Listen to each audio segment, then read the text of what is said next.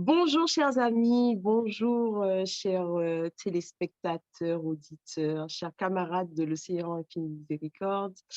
Ben, nous sommes ravis de vous retrouver pour cette nouvelle émission, cette émission de rentrée, alors que nous tournons au mois d'octobre, le mois du rosaire, puisque nous faisons notre rentrée un petit peu en décalé cette année, hein.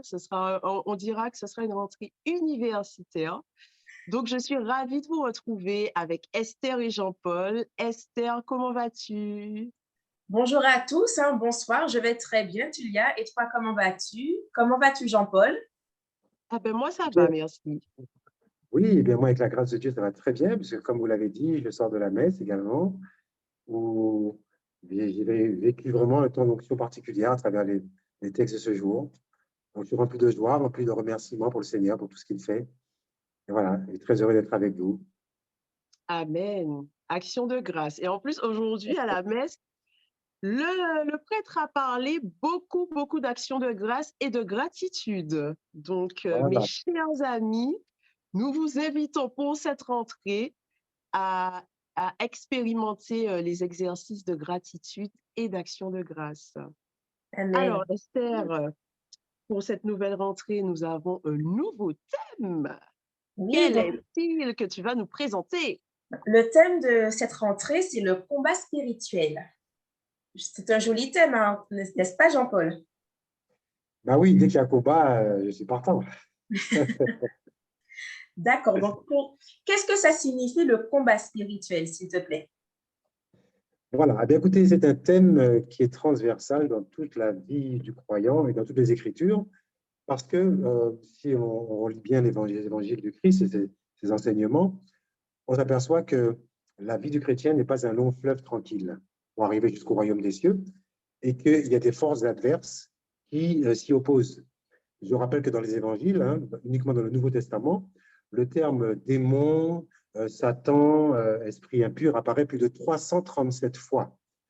Ça veut donc dire qu'il y a une vraie réalité qui se cache derrière ces vocables, et qui veut dire qu'il y a réellement dans l'invisible des puissances négatives qui s'opposent à ce que les croyants, les baptisés, les adorateurs du vrai Dieu puissent parvenir à la béatitude éternelle. Donc ce combat va consister justement à résister à ces forces du mal, à éviter leurs pièges, ou lorsqu'on a été piégé, à se relever, à s'arracher de leurs griffes et de leurs chaînes pour redevenir des enfants libres, enfants de Dieu. Donc véritablement, tout croyant a forcément expérimenté dans sa vie une forme de combat spirituel sous une forme ou sous une autre, parce que ça fait réellement partie du combat. Et Jésus lui-même, quand on regarde les évangiles, a commencé son ministère par un combat pendant 40 jours au désert. Il va jeûner et après, il va rentrer dans un combat directement avec l'adversaire pour pouvoir rentrer dans son ministère.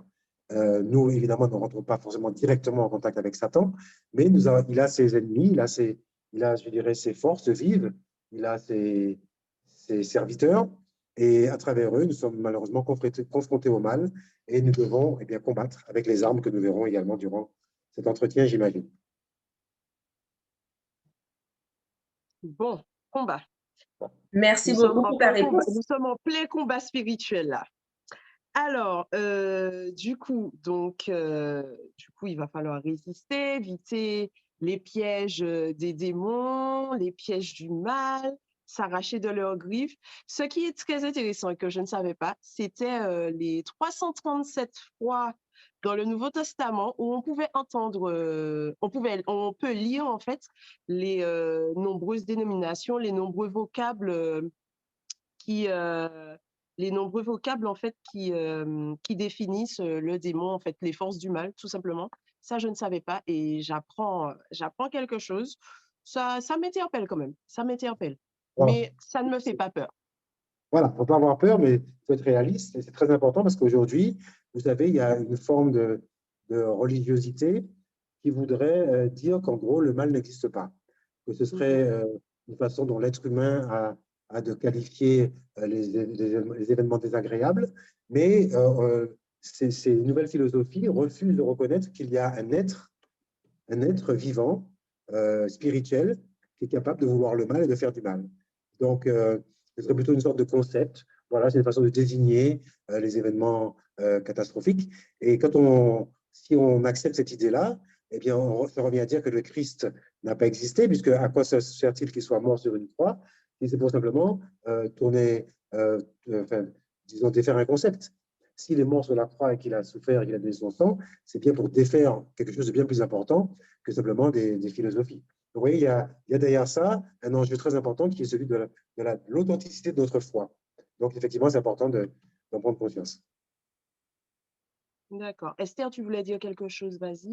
Oui, merci. Je suis en train de penser, puisqu'on parle de combat spirituel et de l'origine des temps, du coup, Adam et Ève, ils ont été aussi confrontés à ce combat, puisque Dieu leur a dit qu'ils pouvaient manger pratiquement de tous les fruits du jardin d'Éden, mais des fruits de tel arbre, il ne fallait pas qu'ils y touchent. Et ils ont été dans la désobéissance, ils ont été tentés par le serpent, donc par Satan. Ils n'ont pas su garder finalement les promesses de Dieu. Ils n'ont pas su lutter, puisque nous sommes dans une espèce de combat. Ils ont été séduits par ce serpent, ils ont mangé et nous savons maintenant d'où viennent tous les péchés que nous connaissons et que nous commettons, malheureusement. Bien oui, et je crois que tu as raison de rappeler les origines, parce que ce mal, ces forces démoniaques, elles sont bien antérieures à la chute dans le Jardin d'Éden d'Adam et Ève. Et c'est là que justement ça me permet de raccrocher aux Écritures. Il y a deux textes fondateurs dans la Bible qui témoignent de cette réalité. C'est tout d'abord dans l'Apocalypse chapitre 12, où Jean, dans sa vision, raconte qu'il y a eu un grand combat dans le ciel entre l'archange Saint-Michel et Satan. Il le désigne très clairement Satan. Et il dit que eh bien, l'archange Michel ne fut pas vainqueur, pardon, le Satan ne fut pas vainqueur, Michel fut vainqueur avec ses anges, et que, en signe de défaite, Satan fut précipité sur la terre avec un tiers des anges. Vous voyez? Donc, quelque part, déjà, ce récit témoigne qu'il y a réellement quelque chose qui s'est passé au niveau cosmique avant même que l'homme soit créé, avant même que Adam et Ève n'existent.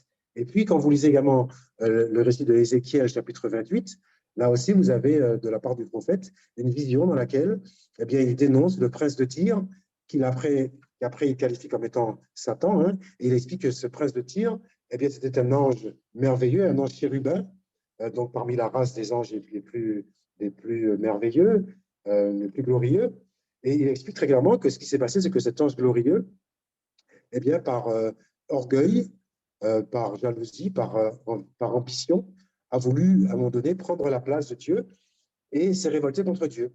Et il rajoute qu'à cause de cet orgueil démesuré, à cause de ce manque de soumission à l'autorité divine, eh bien, son sort sera qu'il sera projeté sur la terre et qu'il sera en horreur à tous les hommes. Et donc, ces deux récits concordent, hein, et disent finalement que, effectivement, dans le ciel, il y a eu un drame. C'est que Dieu avait créé au départ les anges. Avant de créer l'homme et la femme, il a créé les anges dans le ciel pour l'adorer. Et parmi eux, il y avait des anges extraordinaires comme Lucifer, qui était un ange de lumière. Et puis, parmi ces anges, certains sont restés fidèles à Dieu et d'autres se sont révoltés, comme Lucifer, qui a entraîné avec lui une grande partie des anges qui se sont révoltés. Et donc, ils ont perdu le combat parce que l'archange Saint-Michel est resté fidèle à Dieu. Il y a eu donc un combat entre les fidèles du Seigneur et les putschistes, on va dire ça comme ça. Et les putschistes, eh bien, ont perdu le combat. Et malheureusement pour nous, ils ont été projetés sur la terre. Et quand Adam et Ève vont être créés, eh bien, dans le jardin, en embuscade, se trouvaient déjà Satan et ses démons pour justement précipiter la chute d'Adam et Ève. Parce que, il faut le savoir, Lucifer est en furie contre les hommes parce qu'il ne supporte pas l'idée que nous puissions être sauvés, que nous puissions être aimés, que nous puissions avoir un jour notre part auprès du royaume des cieux, alors que lui a été déchu du royaume des cieux. Donc, par pure jalousie, par pure vengeance, il va tout faire pour nous empêcher à nous, les bénéficiaires de la rédemption, par la mort du Christ et sa résurrection, ben, il va nous empêcher de parvenir au royaume des cieux à la fin de notre vie terrestre. Et cela en faisant quoi? En nous faisant chuter, comme il a fait pour Adam et Ève, en nous faisant pécher, en nous faisant renoncer à Dieu, en nous faisant rejeter le Seigneur, pour justement, comme lui, être condamné. On va résumer en disant que Lucifer voudrait que nous partagions son sort, qui est d'être condamné éternellement. De plus en plus peur. Je ne remercie pas Lucifer, hein. Je ne remercie pas Lucifer. Mais justement, donc, comme tu disais que le combat spirituel est partagé par tous les chrétiens, donc chrétiens et je pense aussi non chrétiens de toute façon, donc, quels sont les différents contextes, justement, puisque vu que Lucifer, il ne supporte pas que nous soyons les enfants de Dieu et que le Seigneur veuille nous sauver, il veut vraiment qu'on soit rattaché à lui de par son orgueil. Quels sont en fait les différents contextes dans lesquels on peut se retrouver justement à vivre ce combat spirituel? Oui, eh bien, comme tu l'as très bien dit, Julia, tous les êtres humains, sans exception, qu'ils soient croyants ou non croyants, sont soumis à la fureur de Lucifer. Il veut perdre tous les hommes. Alors évidemment, il va être très amical avec ceux qui sont dans son camp. Il va les caresser dans le sens du poil, il va leur promettre richesse, monts et merveilles, parce qu'ils font son job. Mais par contre, tous ceux qui ont pris position contre lui, il va chercher forcément leur destruction. Et qui est-ce qui a pris position contre Lucifer? Ce sont les chrétiens, entre autres. C'est peut-être d'autres personnes aussi. Mais toute personne qui a choisi d'aimer, qui a choisi d'être humble, qui a choisi de servir son prochain, qu'il soit croyant ou non croyant, toute personne qui a choisi l'amour, quelque part, et l'humilité, devient un ennemi de Lucifer, parce que Lucifer, c'est précisément le domaine de la haine, de la rancœur, de la violence, du meurtre, du sang, de l'orgueil, de la domination, de l'écrasement des autres, de l'esclavage, etc. Donc, toute personne qui s'oppose à ça et qui veut vivre une vie qui est finalement une vie de sainteté, une vie d'amitié, de pureté, eh bien, va se retrouver tôt ou tard confronté à Satan. Alors, dans quel contexte? Eh bien, par des attaques qui seront d'ordre spirituel, mais aussi d'ordre matériel. Par exemple, Lucifer a la capacité, par rapport au pouvoir qu'il avait avant même d'être déchu, il a la capacité de créer des malheurs. Il peut provoquer la maladie, par exemple. Et nous savons que la maladie, elle n'épargne personne. Tout être humain sur la Terre a été confronté un jour à une maladie, quelle qu'elle soit. Eh bien, certaines maladies sont bien sûr provoquées par des virus naturels ou par des accidents, etc. Mais certaines maladies aussi peuvent être provoquées par une action démoniaque, relayée bien sûr par des êtres humains, parce qu'il y a toujours une utilisation de la puissance humaine pour fabriquer ces choses que Satan voudrait fabriquer pour nous détruire. Il va toujours utiliser quelque part la bonne volonté de certaines personnes. Donc, la maladie, par exemple, d'autres les accidents, j'en ai parlé, la pauvreté, la, la, la guerre, tout ça, sont des choses dont on sait parfaitement qu'elles peuvent être provoquées par Lucifer. D'ailleurs, rappelez-vous, à Fatima, lorsque la Vierge Marie apparaît, à Fatima en 1917, elle dit si vous priez vraiment le rosaire, si vous priez avec le cœur et que vous vous consacrez notamment à mon cœur immaculé, vous pourrez bien, arrêter des guerres. Alors, comment est-ce qu'une prière peut arrêter la guerre?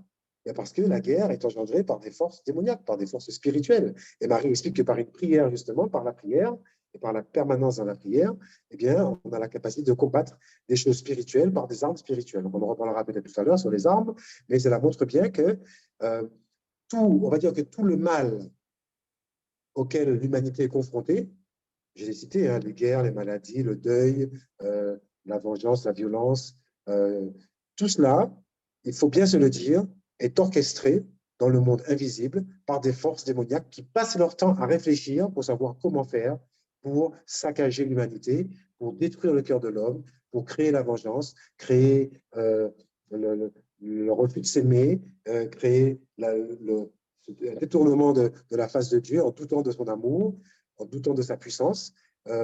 Bref, quelque part, fausser la relation entre Dieu et les hommes. Donc voilà les contextes, si vous voulez, quelques contextes dans lesquels on va rencontrer le combat spirituel. D'accord. Esther, tu as une question? Oui. Comment lutter face à ces combats spirituels et sans renoncer?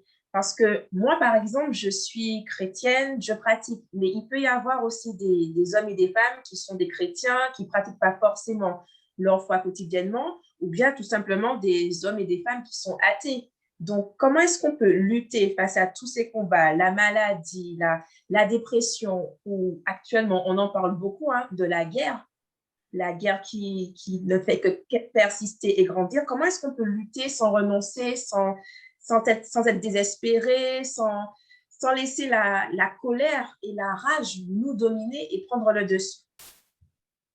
Voilà. Eh bien, effectivement, la vraie question se trouve là, hein, c'est comment finalement faire échec à ces forces démoniaques. Alors, la première chose qu'il faut se dire, c'est que nous bénéficions tous d'une protection spéciale et même une protection rapprochée du Christ Jésus face aux attaques de Satan. Parce que sinon, frères et sœurs, il faut bien vous dire une chose, c'est que si nous n'étions pas protégés d'une manière particulière, nous serions déjà tous détruits. L'humanité tout entière serait déjà terrassée et mortellement atteinte et détruite. Donc, quelque part, si cette destruction n'a pas encore eu lieu, c'est que nous sommes sous une protection divine. Dieu ne permet pas que Satan puisse étriper les hommes, même s'il l'autorise tout de même à nous tourmenter, à nous persécuter, à nous atteindre d'une manière, mais sans jamais porter atteinte à notre intégrité. Et ça, on le retrouve dans le récit de Job, au chapitre 1er d'ailleurs. Vous voyez que Lucifer se présente devant le trône de Dieu et dit à Dieu, tu as un serviteur qui s'appelle Job, qui est excellent, mais je suis sûr que si on lui donnait quelques petits malheurs, il abandonnerait la foi et il se retournerait contre toi. Et à ce moment-là, dans le texte, il est très clairement dit que Dieu dit à Lucifer, eh bien écoute, on fait le pari, je te permets maintenant de persécuter mon serviteur Job, mais par contre, je t'interdis de porter la main sur sa vie. C'est-à-dire que tu pourras lui faire perdre ses troupeaux, tu pourras lui faire perdre sa maison, tu pourras atteindre à sa santé au point qu'il aura des maladies, tu pourras même peut-être séparer son couple, mais tu n'auras pas le droit d'attenter à sa vie. Vous voyez, donc symboliquement, cela veut dire que nous sommes tous, et je dis bien toute l'humanité, croyants ou non croyants, nous sommes sous une protection parce que Dieu aime ce qu'il a créé et par son amour, il nous veut du bien et ce bien qu'il nous veut est supérieur à toute puissance démoniaque. Ça, c'est une première chose. Mais, que se passe-t-il? Tu peux être sous une forteresse, tu peux être dans un blocus, comme on dit, tu peux être vraiment hors d'atteinte de l'ennemi, mais tu peux toi-même ouvrir des portes pour autoriser à l'ennemi à rentrer chez toi. Vous voyez? Donc, ce que j'ai dû vous expliquer, frères et sœurs, c'est que le combat spirituel va concerner notre capacité ou pas à rester dans la forteresse. Et en fait, à partir du moment où nous quittons la forteresse, soit en nous aventurant dans la forêt où le loup va nous dévorer, soit en permettant au loup de rentrer à l'intérieur de la forteresse, c'est chaque fois que nous commettons ce qu'on appelle le péché. Le péché étant une désobéissance à Dieu. À partir du moment où nous désobéissons à Dieu, consciemment ou inconsciemment, eh bien, nous ouvrons une porte plus ou moins grande à Lucifer et à tous ces démons, qui sont, je vous rappelle, plus d'un tiers des anges qui sont répandus sur la terre, qui n'attendent que ça pour entrer dans la forteresse et semer le désordre. Donc, le combat spirituel va consister, premièrement, à rester dans la forteresse, autrement dit, pour nous les croyants, les baptisés, à rester fidèles à la parole de Dieu et à ne pas désobéir à son autorité. C'est ça la première forme du combat spirituel qui est donnée à tous et qui est possible à tous. Nous-mêmes qui sommes parents, nous enseignons à nos enfants à obéir à leurs parents. Donc, ça nous paraît normal d'obéir à un père ou à une mère. Eh bien, c'est pareil. En tant qu'enfants de Dieu, nous avons à obéir à Dieu et à ne pas nous aventurer à le défier dans son autorité. Si maintenant, tout à l'heure, comme je disais, si maintenant, par accident ou même par pure volonté, nous avons désobéi, ce qui arrive malheureusement à beaucoup d'entre nous, eh bien, la condition pour rester tout de même protégé dans la forteresse, c'est qu'immédiatement, nous renoncions au péché commis. Nous fassions pénitence, nous demandions pardon au Seigneur pour la faute commise et nous implorions son sang rédempteur pour quelque part effacer le poids de la faute. Et à partir du moment où la faute est effacée, c'est comme si la porte que nous avons ouverte était de nouveau refermée et scellée, fermée à clé par le Christ lui-même. Ce qui interdirait donc à Satan, qui se précipitait déjà pour rentrer, eh bien, ça l'interdirait de rentrer parce que la porte se claque devant son nez. Vous voyez d'où l'intérêt, l'impératif qu'il y a pour nous, croyants, de sans cesse être vigilants sur les fautes que nous commettons et lorsque nous en avons conscience, d'immédiatement demander pardon et faire les démarches nécessaires de repentance et de réconciliation avec Dieu pour ne pas rester justement dans une forteresse dont les portes seraient grandes ouvertes. Donc, le combat spirituel, c'est un combat de tout temps, de tout instant.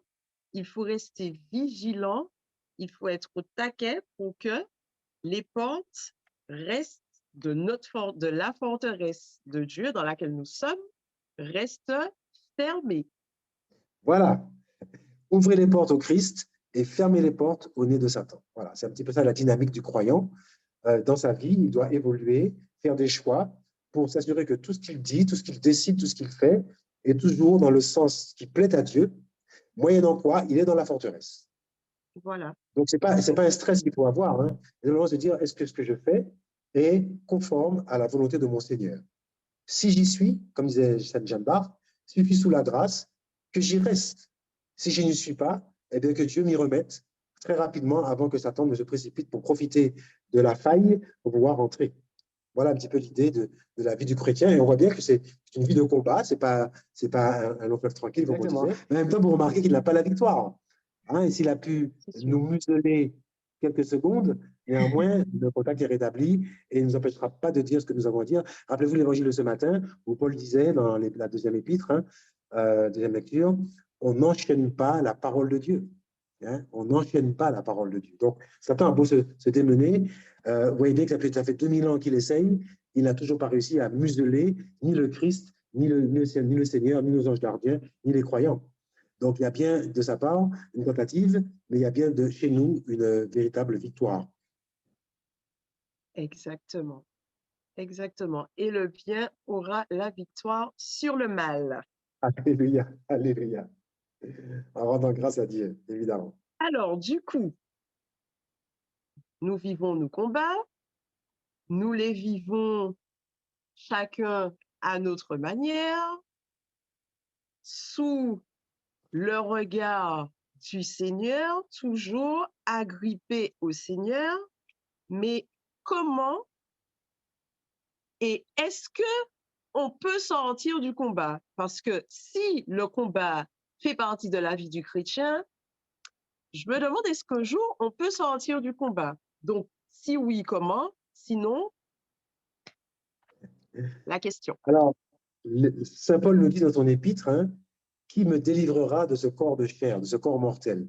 Parce que Saint Paul faisait l'expérience, la triste expérience, que malgré son désir de sainteté, malgré le fait qu'il a évangélisé tout le Moyen-Orient, malgré le fait qu'il a même donné sa vie pour le Seigneur, eh bien, il se rendait compte que dans son corps, dans sa chair, il y a une tendance à pécher et qu'il ne s'arrêtera que lorsqu'il sera arrivé à la fin de sa vie terrestre. Donc, quelque part, oui, c'est triste à dire, peut-être je m'excuse d'attrister nos auditeurs, mais frères et sœurs, soyons réalistes, nous aurons toute notre vie à combattre contre les assauts de l'ennemi et il n'y aura jamais de temps de repos. Au contraire, même les grands saints disent que lorsque Satan semble s'être calmé, c'est, comme on dirait, le calme qui précède la tempête, c'est-à-dire qu'il prépare quelque chose qui va arriver en boomerang. Donc, quelque part, sans être inquiet, il faut toujours rester vigilant. D'ailleurs, Jésus l'a dit lui-même, hein, l'esprit est ardent, mais la chair est faible. Hein, il a dit ça à Gethsémani. Veillez et priez pour ne pas entrer en tentation. Hein, il a bien dit. Jésus lui-même, qui était à Gethsémani, soumis à la tentation de ne pas accomplir la volonté de son Père et de demander à ce que la coupe soit écartée et qu'il n'aille pas jusqu'à la crucifixion. Oui, donc, lui-même, il a vécu dans sa chair et il sait ce que c'est. Donc, sans s'émouvoir et s'attrister, reconnaissons que nous aurons toute notre vie à combattre. Mais frères et sœurs, il y a peut-être une grâce dans ça. J'ai retrouvé un écrit qu'a dit Saint Augustin. Je vais vous le lire. Vous allez voir, c'est assez étonnant. Saint Augustin dit ceci. Dans sa sagesse, Dieu a mieux aimé tirer le bien du mal que de ne permettre aucun mal. Je reprends. Dans sa sagesse, Dieu a mieux aimé tirer le bien à partir du mal que de permettre aucun mal.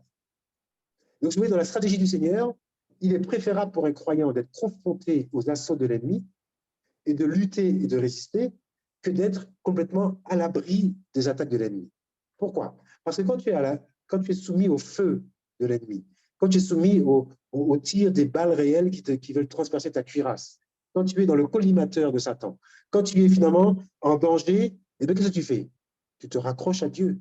Tu implores la miséricorde de Dieu, tu te soumets à son autorité, tu évites de ne faire aucune action qui te rendrait vulnérable aux balles de l'ennemi. Tu mets ton bouclier, qu'on appelle le bouclier de la foi, qu'on verra dans Éphésiens chapitre 6. Tu t'abstiens de maudire tes ennemis et tu t'abstiens de l'impureté sexuelle, par exemple, qui est une des portes les plus ouvertes à Satan, une de ses portes préférées dans laquelle il aime bien rentrer pour saccager l'être humain. Donc tu te maintiens dans la pureté, dans la chasteté, parce que tu sais que si tu ouvres la moindre porte, Satan va se précipiter et semer le désordre que tu ne veux pas. Donc, Jésus, finalement, autorise quelque part Satan à nous attaquer.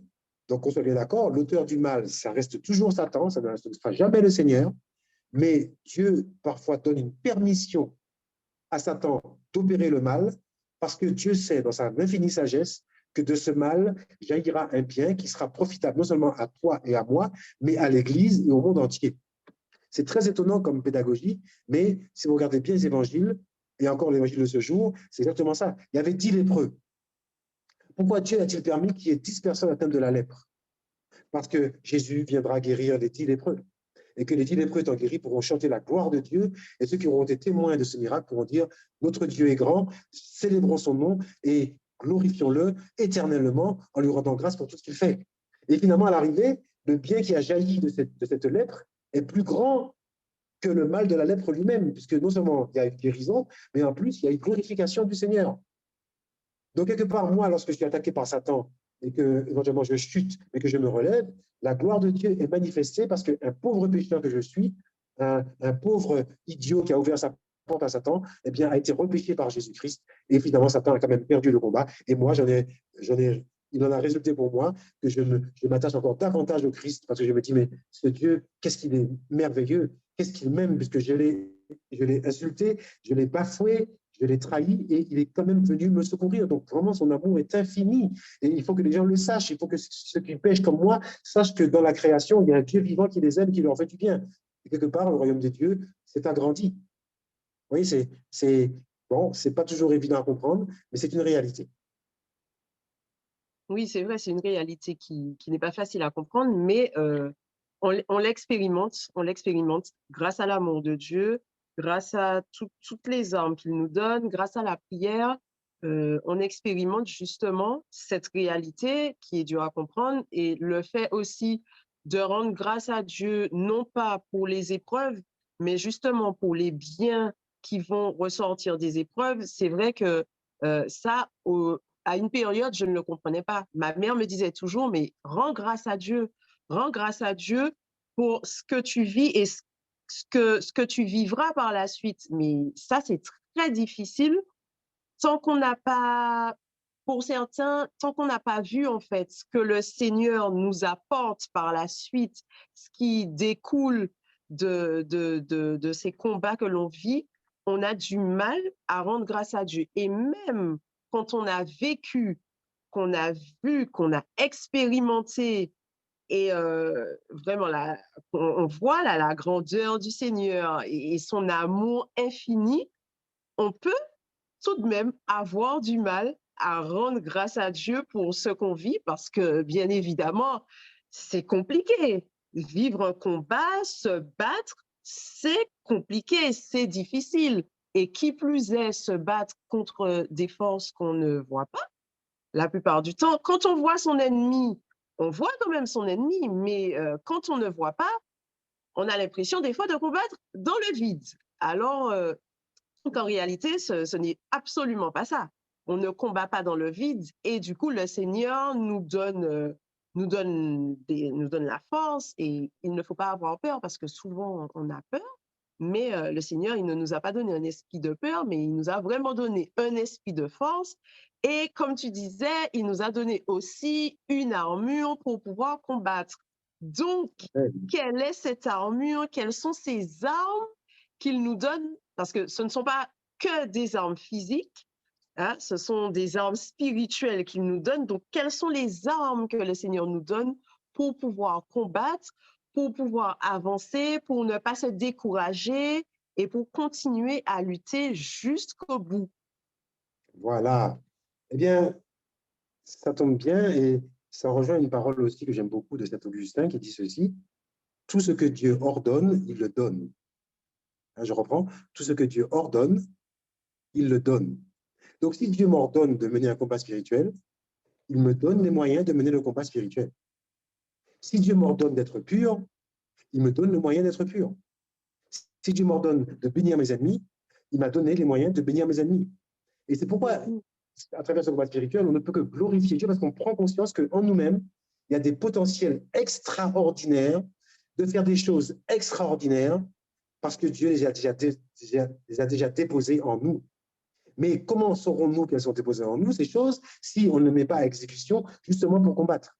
Donc, le combat spirituel, c'est aussi le moyen de prendre conscience que dans le monde invisible, Dieu a déjà orchestré notre victoire en déposant dans nos mains ce qu'il faut pour combattre et pour remporter la victoire. C'est extraordinaire. Évidemment, ceux qui mènent le combat spirituel et qui ont accepté de le faire ne sont jamais déçus et jamais découragés parce qu'ils savent que finalement, ils sont dans une école de formation où Dieu les forme à endurcir leur capacité à combattre pour la gloire de Dieu. Alors, quelles sont ces armes?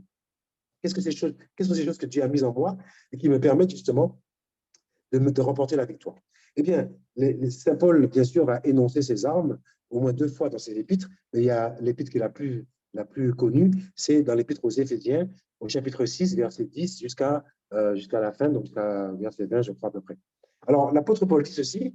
D'abord, il dresse le tableau en disant, nous n'avons pas à combattre contre des êtres de chair. Voilà, le combat spirituel, ce n'est pas contre telle ou telle personne, c'est contre l'esprit qui anime telle personne. Vous voyez, parfois, j'ai vu dans des couples des gens qui se déchiraient et qui finalement appelaient au secours. Et on voyait que parce que le couple vivait depuis longtemps cette espèce d'agressivité mutuelle, eh bien, l'homme ou la femme finissait par détester l'autre, alors qu'il ne se rendait pas compte que l'autre était manipulé par Satan. Et qu'au lieu de détester l'autre, il fallait détester l'esprit mauvais qui est dans l'autre. En clair, il ne faut pas détester ton mari ou détester ta femme.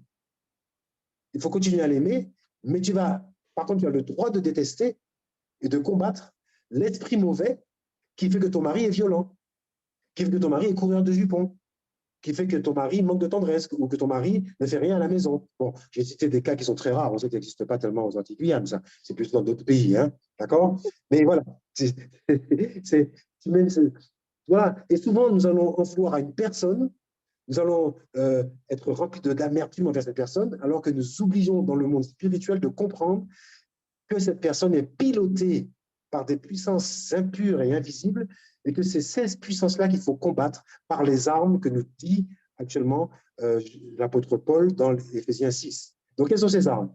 Eh bien, il dit, voilà, la première arme, c'est, je vais prendre dans l'ordre, hein, donc Éphésiens, ayez tout d'abord, dit-il, la ceinture de la vérité. Hein, voilà, la ceinture de la vérité. Donc, une des premières armes, frères et sœurs, pour être à l'abri de Satan, c'est d'être toujours en vérité. Le mensonge, la dissimulation, le faux semblant, l'hypocrisie, tout ça, c'est le terrain favori de jeu de Satan, parce qu'il est lui-même un hypocrite, il est un menteur. Jésus dit dans sa parole, dans Jean chapitre 8, il est menteur, et il était menteur dès le commencement. Et il rajoutera même, il était meurtrier dès le commencement. Donc, dès que tu n'es plus dans la vérité, tu es déjà sous l'empire de Satan et il te conduit et te met. Donc, déjà, être en vérité, ça veut dire quoi? Ça veut dire, eh bien, quand j'ai péché, je reconnais que j'ai péché. Déjà devant le prêtre, mais aussi devant ceux que j'ai offensés. Et puis, je m'efforce de vivre d'une manière authentique. Je cesse de jouer un jeu, de jouer au bon chrétien. Ben non, j'ai le droit et j'ai le devoir de dire que par moment, j'ai envie d'être un bon chrétien, mais parfois je chute. Que parfois, eh bien, l'évangile me casse la tête. Et que parfois, je n'ai pas envie de lire l'évangile, je n'ai pas envie de faire mon chapelet. Vous voyez, c'est la vérité qui va nous sauver. Hein, dans Jean 8, 31, je disais, si vous êtes dans la vérité vous rendra libre. Donc, la première arme, c'est la vérité. Quand on est dans le mensonge, qu'est-ce qui se passe? Eh bien, Satan, lui, il voit les choses, puisque c'est un esprit. Donc, même quand tu mens à tes contemporains, même quand tu dissimules devant tes contemporains, Satan, lui, il est au courant, il a vu la vérité. Donc, qu'est-ce qu'il fait? Il te laisse t'enfoncer dans ton péché, dans ton mensonge, dans ta dissimulation, et puis à un moment que tu ne t'y attends pas, il va révéler, parce qu'il peut le faire, il va révéler à d'autres personnes ce que tu as fait dans les ténèbres. C'est pourquoi je lui disais dans Luc chapitre 2, verset 2, car tout ce qui est caché ne sera révélé. Et tout ce que vous aurez dit dans les ténèbres sera révélé, sera redit en pleine lumière. Jésus nous avertit. Donc, Satan a le pouvoir, quelque part, de prendre une photo de ce que tu as fait dans les ténèbres, dans la cachette, et au moment où tu n'attends pas, il va le révéler, et là, ça va avoir un impact absolument destructeur, parce que tout le monde sera au courant. Alors qu'au départ, eh bien, il n'y avait que lui qui était au courant, et toi-même et le Seigneur. Et si tu avais avoué ta faute et mis à la lumière ce péché, eh bien, Satan n'aurait plus le pouvoir de le révéler, puisque c'est déjà révélé et c'est déjà effacé. Donc, il ne peut plus l'utiliser. Donc, en clair, toute faute qui n'est pas confessée, toute chose qui est cachée, qui est dissimulée, dites-vous bien une chose, c'est une bombe à retardement utilisée par Satan pour la faire péter au moment le plus favorable pour lui. Et regardez ce qui se passe dans l'Église. Le scandale de la pédophilie, par exemple. Vous avez remarqué, Satan a attendu 50 années, 50 ans, pour faire exploser à la figure du monde contemporain aujourd'hui, eh bien, ce scandale dans l'Église qui, depuis 50 ans et peut-être même avant, perdurait. À savoir que des prêtres, eh bien, profitaient de leur autorité spirituelle pour agresser des enfants. C'est pas pire qu'ailleurs, hein. Ça s'est fait aussi dans d'autres institutions, notamment l'éducation nationale, on sait que c'est encore pire que dans l'Église. Mais qu'est-ce qui se passe? Globalement, les gens ont fermé les yeux, le clergé, comme la vie civile qui avait déjà des données, hein, ont caché tout ça. Et quand ils ont senti que l'Église, au XXIe siècle, allait peut-être avoir une responsabilité particulière dans la venue du Christ, et bien ils ont fait péter la bombe pour affaiblir l'Église. Et ça a plutôt marché. Beaucoup de gens aujourd'hui ne veulent plus mettre les pieds dans l'église parce qu'ils disent je ne vais pas envoyer mes enfants au caté où des prêtres pédophiles les attendent au tournant. Vous voyez? Parce que des choses cachées ont été gardées dans le silence, voilà, dans les ténèbres, dans l'ombre, y compris de la part de prêtres qui par définition, auraient pu avoir la vérité de dire à un évêque je me confesse avoir fait telle faute. C'est notre évangile, c'est notre ADN. Mais Satan leur a dit mais non, mais si tu dis ça, ta réputation sera foutue. Si tu dis ça, l'évêque va te chasser du diocèse. Si tu dis ça, ta famille va te rejeter. Si tu dis ça, on va te mettre en prison. Donc finalement, eh bien, sous cette espèce de pression, on s'est tué et la vérité n'a pas été révélée. Et aujourd'hui, elle fait encore plus de mal qu'avant. Voilà. Donc c'est le premier exemple. Donc la vérité. Pour ceinture, vous voyez la ceinture, je tiens avec ça mon pantalon, je tiens ma veste. C'est avec ça que je tiens mon corps et je me tiens dressé que je peux avancer. On peut penser à la ceinture de force que l'on met lorsqu'on porte des charges très lourdes. On met une ceinture de force pour éviter que les vertèbres eh bien, ne soient abîmées par la charge que nous portons.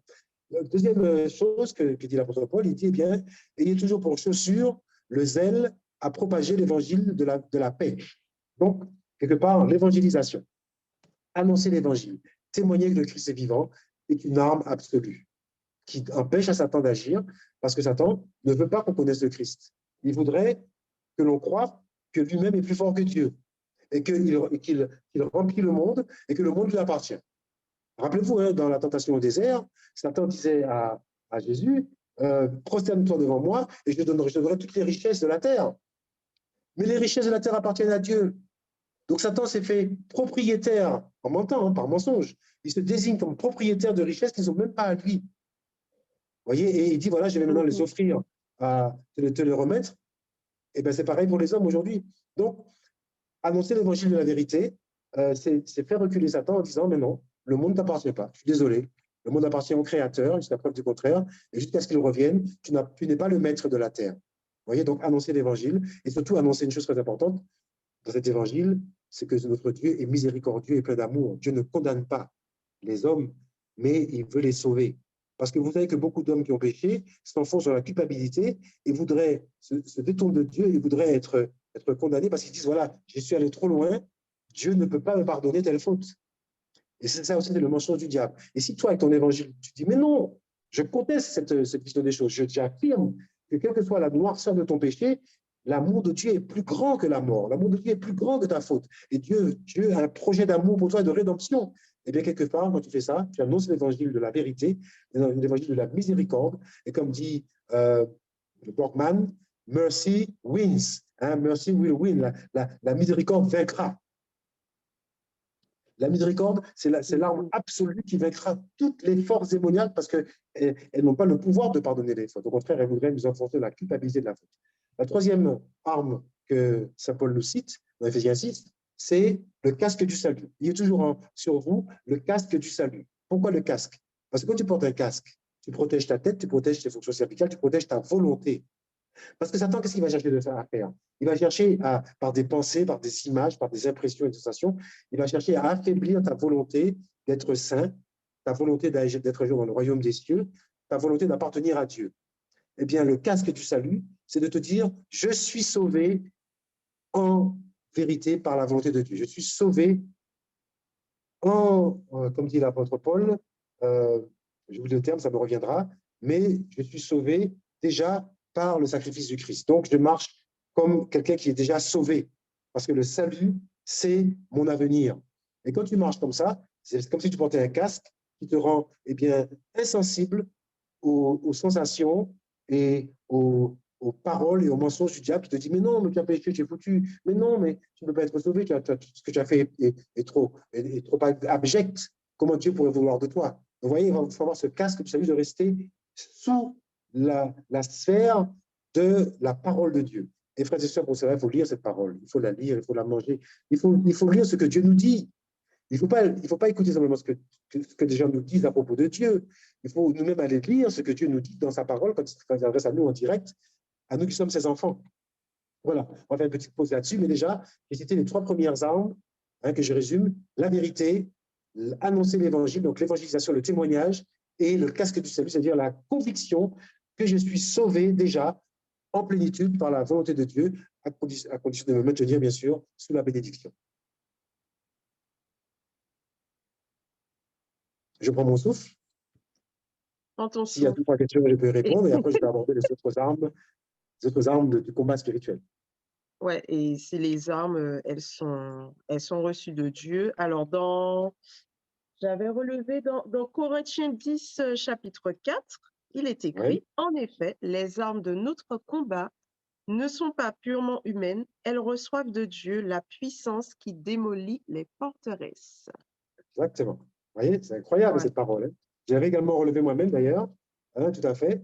Saint Paul dira, eh bien oui, je combats les forteresses. Hein. Je vais voir si je retrouve cette parole. Bon, si je la retrouve, je vous la dirai.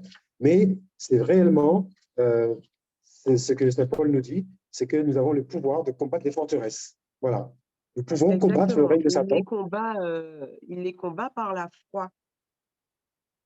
Voilà, c'est pas par la vue, encore une fois, pas par l'injure ou par la violence, mais vraiment par la foi, c'est-à-dire la conviction que c'est Dieu lui-même qui mène ce combat et qui, par sa victoire sur la croix, a déjà vaincu en fait Satan, qui l'a attaché, qui l'a enchaîné et dont les temps sont déjà comptés. D'accord? Voilà, c'est extrêmement important de comprendre ça. Je ne retrouve pas la parole, mais ce n'est pas grave, mais comme tu l'as bien cité, on peut poursuivre. Donc après les armes que j'ai citées, les 3 premières, eh bien, donc la cuirasse de la justice, etc., la cuirasse de la justice, c'est là que je n'ai pas cité, eh bien, il y a ensuite la foi. La 4e arme, c'est la foi, c'est-à-dire le bouclier de la foi. L'apôtre Paul décrit comme un bouclier. En effet, si tu crois en Dieu, si tu as la conviction que Dieu t'aime, si tu es sûr de ton salut, moyennant bien sûr la pénitence, comme on l'a vu lorsque tu as péché, eh bien, ça enlève à Satan tout pouvoir sur toi, parce que tu sais qui tu es. Hein, comme dit la chanson, je sais qui je suis. Je sais qui je suis. Nous sommes une génération appelée à témoigner de la gloire de Dieu. Je sais qui je suis. Et quand tu sais qui tu es, Satan perd le combat parce que justement, une de tes armes, c'est de te faire perdre de vue qui tu es. En te noyant dans le péché, dans l'impureté sexuelle, dans l'impureté tout court, eh bien, il finit par te faire penser que tu es un animal, que tu ressembles à un animal et que pour toi, le ciel, eh bien, c'est pas possible, c'est réservé aux autres, aux grands, mais pas à toi. Donc, avoir ce bouclier de la foi aussi, comme tu l'as dit, Julia, Wester, c'est de croire que Dieu combat aussi avec moi. L'archange Saint-Michel, dans le ciel, il ne reste pas les bras croisés. Il combat aussi Satan, et lorsque Satan se fait un petit peu trop pressant et que tu invoques Saint-Michel l'archange, eh bien, immédiatement, avec sa fourche, il vient piquer le Satan et le remettre en ordre. Et quant à la Vierge Marie, je n'en parle même pas. La Vierge Marie, c'est le summum même de l'arme spirituelle. Je me rappelle lorsque je priais parfois pour des personnes qui étaient possédées par des esprits mauvais, et que dans la prière, nous faisions un petit chapelet quand même pour invoquer la Vierge Marie, eh bien, l'esprit mauvais qui attaquait mes enfants, qui attaquait ces personnes, eh bien, se mettait à crier, à hurler, non, surtout pas elle, n'invoquez pas la Vierge Marie, parce que sinon, si vous l'invoquez, on va devoir partir. Vous voyez, ils avaient une horreur absolue, une frayeur lorsque nous invoquions la Vierge Marie dans ce combat spirituel en récitant des Ave Maria ou le Magnificat. Donc, quelque part, la foi, c'est ça, c'est être convaincu que nous ne sommes pas seuls. Il y a une armée céleste autour de nous, notre ange gardien, nos saints patrons, nos ancêtres aussi qui ont quitté ce monde et qui sont dans le purgatoire et qui prient pour nous parce que nous leur demandons. Et toute cette armée-là combat avec nous pour défaire les attaques de l'ennemi. Et puis, les 2 dernières armes que Paul va citer dans Éphésiens 6, eh bien, c'est le casque du salut que j'ai développé et le glaive de l'esprit. Le glaive de l'esprit, et il précise c'est quoi le glaive de l'esprit? C'est la parole de Dieu. Donc, frères et sœurs, il faut comprendre que nous avons comme une épée à 2 tranchants, dans Éphésiens 4, 12, L'apôtre Paul dit que la parole de Dieu est comme un glaive à deux tranchants, efficace, qui pénètre au point de l'âme et de l'esprit, des articulations, des moelles et des os. Hein, donc, c'est vraiment une arme extraordinaire qui pénètre dans l'épaisseur des ténèbres du monde spirituel. Si tu connais la parole de Dieu, si tu crois en cette parole, si tu la laisses vivre en toi et faire en toi ce qu'elle dit, cette parole a réellement un pouvoir énorme de défaire Satan. Je me rappelle plusieurs fois dans des prières de délivrance que je faisais pour des personnes possédées, eh bien, lorsque je citais une parole biblique, eh bien, je voyais frémir la personne, je la voyais trembler, et je sentais que dans le monde invisible, ça avait fait mouche. On sentait que cette parole avait touché le point névralgique où l'esprit mauvais s'accrochait pour persécuter cette pauvre personne. Et parce que cette parole avait été prononcée, et une parole, ce n'est pas ma parole à moi, c'est la parole de Dieu, mais prononcée avec la foi, prononcée en croyant qu'elle faisait ce qu'elle disait, eh bien, la personne obtenait sa délivrance. Ça, c'est extrêmement important. Et cette parole, c'est la parole de Dieu que l'Esprit Saint, justement, venait eh bien, susciter dans mon cœur pour la faire jaillir au bon moment, parce que l'Esprit Saint, il voit toutes choses et il sait à quel moment il faut taper à tel endroit. Comme dit l'apôtre Paul, je ne combats pas au hasard, hein, je ne frappe pas au hasard, je suis comme un boxeur, je frappe au point, à l'endroit précis où ça va faire mouche. Donc, au combat spirituel, on n'arrose pas tout à minute, on tape là où ça fait mouche par la puissance de cet esprit qui va s'appuyer sur la parole de Dieu, parce que la parole de Dieu, c'est le Verbe qui s'est fait chair, qui a habité parmi nous et qui a défait Satan à la croix. N'oublions jamais ça. Donc, voilà un petit peu les armes spirituelles. Et vous reconnaîtrez, frères et sœurs, que nous avons toutes tout baptisé à ce que je viens de dire là. Il n'a pas besoin d'aller les chercher ou d'aller chercher d'autres armes plus fantastiques les unes que les autres. Il possède déjà ces armes-là. Il y a encore deux autres qui viendront encore par la suite. Nous verrons tout à l'heure. Tu as encore deux, quoi? Deux armes encore supplémentaires que l'apôtre Paul développe. Moi, j'ai une question, Jean-Paul. Parce que je me rends compte qu'en tant que croyant, nous avons la possibilité d'avoir des armes pour qu'on puisse mener justement ces combats spirituels. Mais ce n'est pas un peu paradoxal quand Jésus nous dit si on vous frappe sur une joue, il faut tendre l'autre joue? Parce qu'à ce moment-là, il ne devrait pas avoir à nous le dire. Si nous avons des armes pour pouvoir lutter contre les attaques, les forces démoniaques, ce n'est pas un petit peu paradoxal de nous dire qu'on a des armes pour lutter, avec la vérité pour ceinture, la justice pour cuirasse, mais en même temps, celui qui nous gifle ou qui nous crache à la figure, eh bien, il faut tendre l'autre joue. C'est bizarre, hein? Oui, alors ça paraît effectivement ambigu et même contradictoire si on regarde les choses dans le monde charnel, dans le monde humain. On va décortiquer la question. Quelqu'un me frappe, voilà, il me gifle sur la joue droite, d'accord? Ou la joue gauche, oui, la joue droite. Il me gifle sur la joue droite, d'accord? Ça fait mal. Quel est mon premier réflexe? C'est de lui remettre un bon coup de poing sur la joue gauche. Je suis désolé. Humainement parlant, alors moi, c'est un coup de poing, toi qui es une femme, c'est peut-être un coup de griffe, mais peu importe. La première chose qui se passe à la tête, c'est régler son compte tout de suite à celui qui a osé t'offenser d'une manière aussi honteuse. D'accord? Bien. Si tu fais ça, tu fais exactement ce que Satan attend de toi. Tu as répondu à la haine par la haine. Tu as répondu au mal par le mal. Tu as rajouté un mal à un mal. Donc, tu as amplifié le mal. Et en faisant ça, qui est gagnant? C'est Satan. Parce que quelque part, eh bien, dans la famille, tout le monde va se battre. Tu te bats contre la personne te remet un coup, tu le remets deux, elle t'en met trois, tu en mets quatre. Et finalement, elle a fait un saccage. Et dans cette histoire-là, la haine a été le grand vainqueur. Et le monde de Satan a été vainqueur. Et le royaume de Dieu dans tout ça, tu ne l'as pas vu. Hein? Tu as vu de l'amour dans ça? Tu as vu de la patience, de la persévérance? Tu as vu de la miséricorde, de la bienveillance? Disparu tout ça, hein? Piétiné. Hein? Donc, quand Jésus dit, si on te frappe sur la joue droite, tends la joue gauche, ça veut dire, mon frère, tu m'as frappé sur la joue droite, tu m'as fait très mal. Et je pourrais, avec un seul coup de poing, t'anéantir, mais je ne le ferai pas, parce que je prétends que l'amour de Dieu est plus puissant que la haine qui t'a habité au moment où tu me frappais. Donc, je te tends la joue gauche pour te dire que je suis dans une démarche de réconciliation, non pas que je veux que tu me battes, j'aime pas les coups. Je veux la reprendre des coups et me faire assommer, mais je te tends la joue gauche pour dire, le geste que tu as posé, qui devrait être un geste de rupture, devient pour moi un geste de liaison et de communion. Tu m'as frappé là, je te dis que je reste ton frère et que tu peux continuer à me frapper ou me caresser, je ne te combattrai pas physiquement, mais en te tendant la joue gauche, spirituellement parlant, je mets en œuvre toutes les puissances du ciel pour venir combattre le Satan qui est en toi et qui te pousse à me frapper. Et ça, cette personne ne le sait pas. Quand tu tends la joue gauche, je me dis, ah, c'est un faible. Ah, il a caillé, comme on dit chez nous. Ah, c'est un lâche. Non, tu n'es pas lâche. Tu es fort. Parce que ce jour-là, tu as vaincu la propre haine, qui est le réflexe naturel, et tu l'as remplacé par un réflexe surnaturel, spirituel, qui est de dire, en avant les forces du Seigneur, en avant Jésus-Christ, en avant Archange Saint-Michel, en avant Sainte Vierge Marie. Combattons par l'amour la puissance des ténèbres qu'on appelle la haine. Voyez-vous, lorsque Jésus a été crucifié, Marie est au pied de la croix. N'oubliez jamais ça, hein? Stabat Mater. Marie était debout au pied de la crois et elle voyait son fils en train d'être coupé en pièces, mis en pièces. Et croyez-moi, une maman qui voit son fils dépecé ne devra avoir qu'un seul réflexe, vouloir qu'on condamne toutes ces personnes et que le feu du ciel tombe et que ces personnes soient anéanties et nourrir de la haine pour ces personnes qui faisaient du tort à son fils qui est le seul innocent qui soit passé sur la terre. Eh bien, Marie n'est pas tombée dans ce piège. Parce que c'est ce que Satan voulait, en rendant odieux le sacrifice du Christ. Il voulait que les personnes de bonne volonté soient tellement remplies de vengeance que ce jour-là, l'amour disparaisse et qu'on ne pense que haine, vengeance, justice.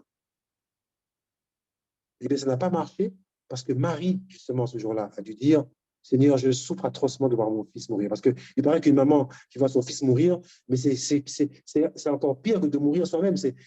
Pour elle, c'est une souffrance qui est décuplée. Relisez les 7 douleurs de la Vierge Marie. Hein. On dit qu'elle a souffert plus que le Christ. Parce qu'une maman qui voit son fils mourir souffre encore plus que le fils. Parce que même quand le fils est mort, la souffrance du Christ a disparu une fois qu'il est mort. Mais Marie a continué à souffrir de l'image de la souffrance de son fils. C'est pourquoi on l'appelle la Vierge des 7 douleurs. Mais je vais faire une parenthèse. Donc, Marie avait toutes les raisons d'en vouloir et de réclamer vengeance. Eh bien, non. Elle a vaincu la puissance de la haine en disant, eh bien, Seigneur, que ta volonté soit faite. Et le Christ lui-même a relayé cette parole en disant, Seigneur, ne leur compte pas ce péché, pardonne-leur, car ils ne savent pas ce qu'ils font. Et ce jour-là, à travers, quelque part, on peut dire que Jésus a tendu la joue gauche. Le peu de joues qui lui restait, tellement on l'avait abîmé, il a tendu la joue gauche en disant, Père, ne condamne pas ces personnes qui me font du tort, mais considère qu'elles sont innocentes parce qu'elles ne savent même pas ce qu'elles font. Voyez? Donc, quelque part, l'arme, et là, je te remercie Esther pour cette question, l'arme la plus absolue, c'est celle que je voulais développer, mais tu l'as pris dans ma bouche, l'arme la plus absolue qui va détruire Satan, qui va nous rendre forts dans notre forteresse, c'est l'amour. C'est l'amour, c'est la miséricorde, c'est le refus de haïr, le refus du mal, le refus de la haine. Mais pour cela, le Christ nous dit, habitue-toi à ton âge gauche, habitue-toi à répondre toujours au mal par le bien. Toujours, on me fait du mal, je réponds par un surcroît de bien. Quand je serai capable de cette dynamique-là, je vous assure, Satan n'aura aucun pouvoir sur moi parce que Satan a été vaincu sur la croix par l'amour. Et c'est pourquoi il a peur que nous aimions. C'est pourquoi il fait toutes sortes de choses pour nous rendre agacés, énervés, vengeurs, amers, parce qu'il ne supporte pas l'amour. L'amour. Et je ne sais pas qu'un être humain est capable d'aimer ou de vouloir simplement aimer. Parfois même, on n'est pas capable d'aimer. On désire aimer, on n'arrive pas à le faire. On dit, Seigneur, j'y arrive pas, mais je voudrais le faire. Déjà, Satan est vaincu. Déjà, il est obligé d'étaler. Je me rappelle une fois, il y avait une soeur qui était possédée. On était à Medjugorje. Elle était possédée, mais vraiment possédée au point qu'elle parlait en croate, qu'elle injuriait. Pendant 3 jours, c'était atroce. On ne dormait pas la nuit parce qu'elle était agitée. Elle ne dormait pas, elle ne mangeait pas, mais elle était une boule de nerfs. Mais c'était impressionnant. Donc, on a été voir un prêtre. On a dit au prêtre, Père, on n'en peut plus. S'il vous plaît, exorcisez-la. Parce que ça relevait de l'exorcisme à ce niveau de tourment. Le prêtre a dit, je voudrais bien l'exorciser, mais je n'ai pas le droit parce que c'est l'évêque qui doit m'autoriser à exorciser. Je n'ai pas cette autorisation, je ne peux pas le faire. Donc, on est reparti avec notre sœur, tourmentée plus que jamais, injuriant en croate et tout, en créole, ce que vous voulez. Et puis, pendant la messe qui suivait, à Medjugorje, à la paroisse Saint-Jacques, il y a une sœur dans le groupe qui reçoit une parole dans son cœur pendant la communion. Jésus lui dit, ou Marie lui dit, votre sœur dans le groupe qui est possédée sera délivrée par la puissance de l'amour de la Vierge Marie. Alors, elle vient nous dire ça parce qu'elle ne comprend pas cette parole. C'est bizarre. Donc, elle vient nous voir, elle vient voir Rio, me voir, tout ça, Julio. Écoutez, il y a une parole qui a jailli dans mon cœur. Je ne sais pas ce que ça veut dire, mais en gros, j'ai compris que la Vierge Marie nous dit, pour délivrer une telle, il faudra exprimer, manifester la puissance de l'amour de la Vierge Marie. Alors, on réfléchit, on dit, mais qu'est-ce qu'elle veut dire là? Qu'est-ce que Marie veut nous dire là? Parce qu'on sent qu'il y a une vérité là. On sent que l'aboutissement de notre problème, il est là. Mais on ne sait pas comment faire. Donc, on se dit, ben, on va prier, chacun part de son côté, on prie pendant 2-3 heures chacun, et on se réunit à 4 heures d'après-midi et on fait un point. À 4 heures d'après-midi, on se donne rendez-vous et on comprend que Marie nous a dit, eh bien, il faudra convoquer la sœur qui est possédée. Vous allez envoyer autour d'elle 3 femmes de votre groupe. Parce que comme c'est une femme, on va gérer ça entre femmes. Et ces 3 femmes de votre groupe, vous allez leur demander de manifester à la sœur qui est possédée l'amour de Marie. Je ne sais pas si vous saisissez. Donc, on a fait ça. Nous, on s'est mis en prière, nous les hommes, dans une pièce, et on a dit aux 3 femmes, 3 épouses, dont mon épouse était là d'ailleurs, occupez-vous d'une telle, partez avec elle dans la forêt, là, dans la plaine, et débrouillez-vous, mais faites-lui ressentir l'amour de Marie. Un quart d'heure après, elles reviennent en nous disant, notre sœur est délivrée. Elle est totalement, et alors je vous parle, cette sœur est totalement délivrée. Vous savez ce qu'elles ont fait? Alors on leur a dit, mais qu'est-ce que vous avez fait? Comment vous avez fait? Et comment vous montrez-nous l'amour de Marie? Mais comment vous avez fait ça? Elles ont dit, vous savez ce qu'on a fait? Chacune à tour de rôle, on était 3, chacun à tour de rôle, on a pris la sœur possédée dans nos bras. On l'a enserrée dans nos bras comme la Vierge Marie l'aurait fait en prenant un enfant entre ses bras. On l'a serrée contre notre sein comme ça, et on l'a dorlotée, on l'a balancée en susurrant des mots d'amour. Je t'aime, voilà, Dieu t'aime, Dieu a un projet pour toi, laisse-toi faire dans les bras. Et chacune, on a fait ça. Au bout d'un quart d'heure, quand toutes les 3, on a fait ça, au bout d'un quart d'heure, la sœur était totalement délivrée. Frères et sœurs, je vous le dis, l'arme absolue, c'est l'amour. Et comme justement Marie est pétrie de cet amour en tant que femme humaine, elle est capable justement de nous apprendre à le manifester. Et moi, on l'a retenu, nous, à Vie et Partage, lorsqu'on a parfois des prières de délivrance à opérer chez des personnes qui sont possédées, parce que ça existe, eh bien, au lieu de rentrer dans le combat comme faisaient les protestants en disant « Au nom de Jésus-Christ, je te chasse. Au nom de Jésus-Christ, je t'ordonne de sortir. » Avant, on faisait comme ça. Maintenant, on arrive, on prend la femme dans nos bras, ou la personne, pas forcément la femme, ça peut être un homme. On le prend dans nos bras, sur notre cœur, et on dit « Reçois l'amour du Seigneur. Reçois l'amour dont nous sommes capables qui vient de Dieu. » Et en général, ça ne prend pas 5 minutes. La personne est délivrée. Vous voyez? Et bien voilà, c'est ça l'arme absolue. Et merci Esther pour ta question. C'est ça la joue gauche. Et ça, tu peux le vivre en direct. Quand on t'agresse, tu réponds par l'amour, mais c'est exactement ce qui se passe. Tu terrasses véritablement les forces démoniaques sans avoir poussé un seul cri, en restant en paix et dans ton cœur. Et tu ressentiras ça. Hein? Si tu fais cette expérience dans ton cœur, tu sentiras grandir une espèce de puissance, pas orgueilleuse, hein, mais une puissance de paix et disant, mais c'est vraiment ça le royaume de Dieu. Ce Dieu est vraiment vivant et ce qu'il dit, il le fait, cette parole, fait ce qu'elle dit. Et tu te dis à ce moment-là, mais qu'est-ce que je pourrais craindre? Qu'est-ce qui peut m'arriver? Qu'est-ce qui peut m'atteindre? Je suis dans les bras de mon Seigneur et je suis habité par son amour. Vous voyez, c'est pourquoi finalement, il est bon parfois d'avoir ce type de combat parce que ça nous fortifie vraiment dans la foi et dans l'amour. Waouh, que c'est beau. Que c'est beau. Je n'ai pas de mots. C'est beau. Et c'est l'amour. Voilà. Mais ce qui est fantastique, c'est que, encore une fois, comme disait Saint Augustin, c'est possible. Je ne suis pas en train de rêver devant vous, là. Je ne suis pas en train de mettre une hypothèse, un truc qui est improbable. Je vous dis que c'est possible dans le moindre geste, dans la moindre seconde de ton existence, c'est possible. Si tu roules en voiture, ça se produit un petit peu aux Antilles, hein, un petit peu moins en Guyane, j'ai remarqué. Et on te klaxonne parce que tu n'as pas été suffisamment rapide au démarrage, au feu vert. Ça t'agace. Tu auras envie d'agenouiller la personne. Non, là, tu dis rien du tout. Tu dis, Seigneur, bénis cet homme, cette femme. Seigneur, bénis-le, Seigneur, bénis-le. Quand tu as fait ça, je t'assure, tu viens d'établir sur terre le règne de Dieu. Et toi-même, parce que tu as été artisan de cette instauration du règne, tu es envahi par la puissance du royaume des cieux. Tu le sens. Et ta journée entière sera totalement modifiée et sous la grâce parce que tu as laissé à l'amour la chance de pénétrer ton cœur et d'habiter ta forteresse. Et ta forteresse elle-même, elle est fortifiée encore davantage parce que la puissance de Dieu est là. C'est dans les petites choses. Hein. Dans Luc 16, Luc 16, 10, Jésus disait, si celui qui est fidèle dans les petites choses sera fidèle dans les grandes. Amen, amen. Amen. Amen. J'aime beaucoup ce que tu viens de dire parce que chez moi, quand on a été à la messe ce matin, l'une des phrases de l'homélie du curé, c'était vraiment de dire, c'est dans les toutes petites choses, les choses les plus insignifiantes pour nous sous le regard humain, que Dieu nous montre sa gloire. Et là, tu viens de faire exactement un discours quasiment similaire. Donc, je me dis, ah oui, d'accord. Ce message-là, il faut vraiment que tu l'intègres, que tu la médites vraiment parce que le Seigneur te l'a dit ce matin, le Seigneur te le redit là actuellement pour cette nouvelle émission. C'est vraiment dans les toutes petites choses que nous voyons la gloire du Seigneur.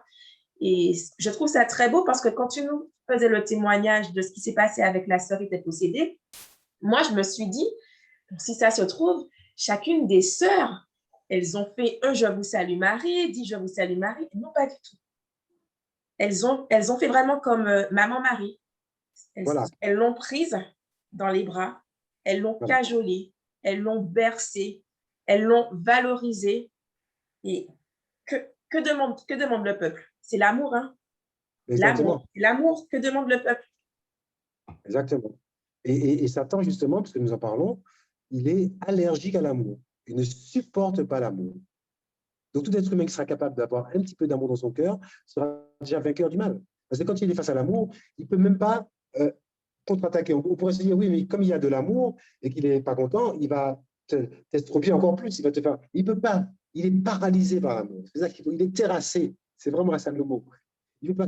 Voilà. Et donc, nous avons réellement raison de vivre cet amour. Et cet amour, je rappelle, son nom aujourd'hui, c'est d'amour, parce que ce n'est pas l'amour à l'eau de rose. Hein. C'est l'amour qui se sacrifie, l'amour qui se donne, l'amour qui aime ses ennemis. C'est comme l'a écrit sur ses poignets, ce cher Borgman hein, que j'aime beaucoup. Il a écrit, il a gravé sur ses poignets, il a tatoué sur ses poignets, Mercy wins. Hein, donc, sur le poignet gauche, je crois, il a marqué Mercy, ça veut dire la miséricorde, et le poignet droit, il a marqué Wins. Et sa femme et lui ont mis ça, Daniel. Et donc, quand il vous regarde, Mercy wins. Il doit marquer la miséricorde vaincra. Ouais, enfin, toujours vainqueur. C'est l'évangile dans toute sa splendeur. C'est la vérité absolue. La miséricorde est toujours vainqueur. Amen. Amen. Amen. Eh bien, le combat spirituel, une chose à retenir, c'est que l'amour vaincra. Voilà. Je n'ai Exactement. plus rien à dire là-dessus. L'amour vaincra. Et les deux passages que tu as lus, en fait, de Saint-Augustin, franchement, je retiens ça. Dieu a mieux aimé tirer le bien du mal que de ne préférer aucun mal. Et tout ce que Dieu ordonne, il le donne. Et franchement, pour résumer le combat spirituel, je retiens ces deux choses et l'amour vaincra. Alors, la phrase exacte, la première, c'est Dieu a préféré, dans sa sagesse, Dieu a mieux aimé tirer le bien du mal que de ne permettre aucun mal. Dans sa sagesse, ok. Et de ne permettre aucun mal. C'est important, ça veut dire que beaucoup de personnes se posent la question, mais pourquoi il y a le mal sur la terre? Si Dieu existait, pourquoi il y a le mal? Bien, ça, c'est une réponse extraordinaire de Saint-Augustin. Il dit oui, le mal ne vient pas de Dieu, mais Dieu a préféré l'autoriser quand même, de le laisser s'accomplir, parce qu'il pourra tirer de ce mal un bien encore plus grand. Donc, il sera toujours éternellement vainqueur. Voilà pourquoi tu peux affirmer de tout cœur et sans crainte de te tromper, Dieu est éternellement vainqueur. Voilà. Esther, est-ce que tu as une dernière chose à rajouter? Je n'ai rien à dire. Hein. Je remercie vraiment le Saint-Esprit de pouvoir t'inspirer pour que tu puisses nous enseigner. Et je vais rester sur la deuxième phrase que tu nous as citée de Saint-Augustin. Tout ce que Dieu ordonne, il le donne. Donc, si je suis enfant de Dieu, que je désire être le soldat du Christ, je ne peux que demander au Seigneur de me donner les armes, les armes pour pouvoir affronter toutes les guerres que nous vivons quotidiennement, que ce soit des guerres dans le domaine visible ou de l'invisible. Alors oui, tout ce que Dieu m'ordonne, il me le donne et je rends gloire à Dieu pour cela. Voilà, et ça fait exactement la boucle avec l'évangile de ce jour, puisque s'il te l'a donné, eh bien, qu'est-ce que tu fais? Tu rends grâce. Voilà. Au lieu de réclamer des armes que tu as déjà, tu te dis, je te bénis pour les armes que tu m'as données. Et tu as une vie d'action de grâce. C'est exactement ce que disait l'évangile d'aujourd'hui. Amen, amen. Amen. Amen. Ce sont sur ces belles paroles que nous allons nous quitter et nous retrouver pour une prochaine émission. Mais retenez, Dieu est amour. Dieu nous a donné l'arme absolue, l'amour. Et puis, je vous laisserai retourner dans la Bible, dans l'Épître aux Éphésiens, pour revoir les différentes armes que Jean-Paul a détaillées, que je ne vous détaillerai pas. Comme ça, vous pourrez retourner dans la Bible, relire et vous ressourcer pour pouvoir vous imprégner de tout cela et que vous soyez fortifiés par la parole de Dieu. Alors, mes chers amis, je vous dis à bientôt pour une nouvelle émission.